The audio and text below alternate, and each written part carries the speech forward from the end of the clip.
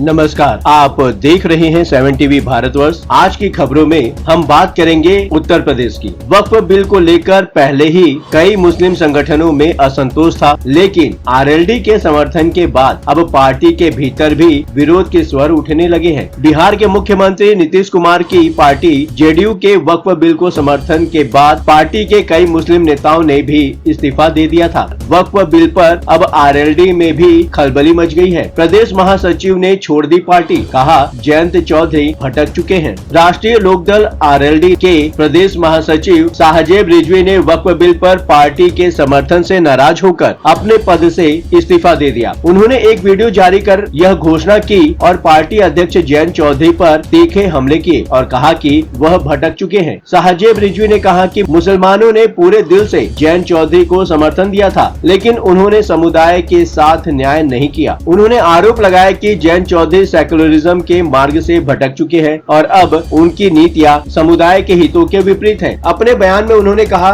मुसलमानों ने झोली भरकर जयंत चौधरी को वोट दिया था, लेकिन उन्होंने हमारे साथ खड़े होने के बजाय वक्फ बिल का समर्थन कर दिया। यह हमारी भावनाओं और अधिकारों के खिलाफ है। अपने वीडियो में उन्होंने कहा कि जिन पार्टियों को मुसलमानों ने समर्थन दिया और मुख्य धारा में लाया, आज वही पार्टियां उनके खिलाफ बने कानून का समर्थन कर रही हैं। उन्होंने खास तौर पर जयंत चौधरी का नाम लेते हुए कहा कि जो नेता खुद को सेकुलर बताते थे, आज उन्होंने मुसलमानों को धोखा दिया है। उन्होंने कहा कि उत्तर प्रदेश में राष्ट्रीय लोकदल आरएलडी के 10 विधायक चुने गए, जिनमें मुसलमानों का बड़ा योगदान था। मुसलमानों ने एक तरफा वोट देकर इस पार्टी को मजबूत किया, लेकिन अब जब उनकी जरूरत थी तब पार्टी ने उनका साथ नहीं दिया। उन्होंने यह भी कहा कि सरकारें आती जाती रहती हैं, लेकिन सिद्धांतों से समझौता नहीं करना चाहिए। चौधरी चरण सिंह के बताए रास्ते से भटकना सही नहीं है। उन्होंने बताया कि मुसलमानों के मन में विश्वास था कि ये पार्टी उनके हक की बात करेगी, लेकिन अब वे खुद को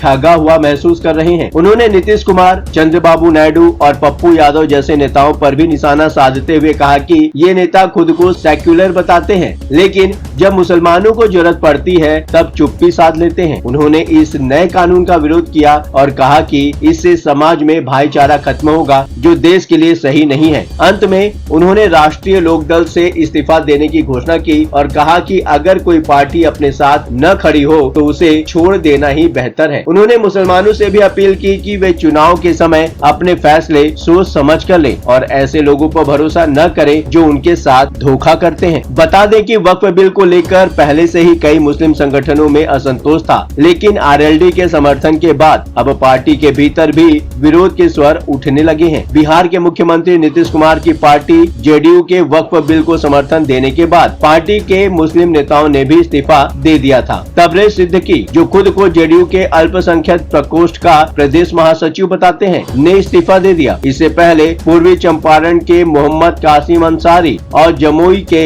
नवाज मलिक ने भी अपने इस्तीफों की घोषणा सोशल मीडिया पर की थी। हालांकि जेडीयू के राष्ट्रीय प्रवक्ता राजीव रंजन प्रसाद ने इन इस्तीफों को फर्जी बताया और कहा कि ये लोग पार्टी में किसी भी आधिकारिक पद पर नहीं थे। उन्होंने दावा किया कि पार्टी पूरी तरह वक्फ बिल का समर्थन कर रही है, जिससे गरीब मुसलमानों को लाभ होगा। जेडीयू के अब तक 5 नेता दे चुके हैं इस्तीफा। अल्पसंख्यकों के प्रदेश सचिव मोहम्मद शहनवाज मोहम्मद, प्रदेश महासचिव मोहम्मद तबरेज अलीग, भोजपुर के पार्टी सदस्य में मोहम्मद दिलशान रेन, पूर्वी चिंता मोहम्मद कासिम अंसारी ने पार्टी से नाता तोड़ लिया। पूर्व युवा मोर्चा प्रदेश उपाध्यक्ष तबरेज हसन ने पार्टी से इस्तीफा दे दिया। वक्फ बिल क्या बना? अब मुसलमानों को लग रहा है कि उन्होंने जिनको वोट दिया उनका वो वोट बेकार हो गया और वह प्रतिनिधि उसने मुसलमानों को धोखा दिया। फिलहाल इस वीडियो में इतना ही, फिर मुलाकात होगी। अब बारी है आपकी, कमेंट बॉक्स है आपका। बेझिझक अपनी राय कमेंट बॉक्स में शेयर करें। आपके विचार हमारे लिए मायने रखते हैं। हाँ, चलते चलते आपको यह बात भी बताना जरूरी है कि 7 टीवी भारतवर्ष अपने दर्शकों की राय और सूचनाओं के लिए हमेशा खुला है। अगर आपके पास कोई महत्वपूर्ण खबरें, अहम घटना की सूचना, सामाजिक मुद्दा या फिर कोई ब्रेकिंग अपडेट हो तो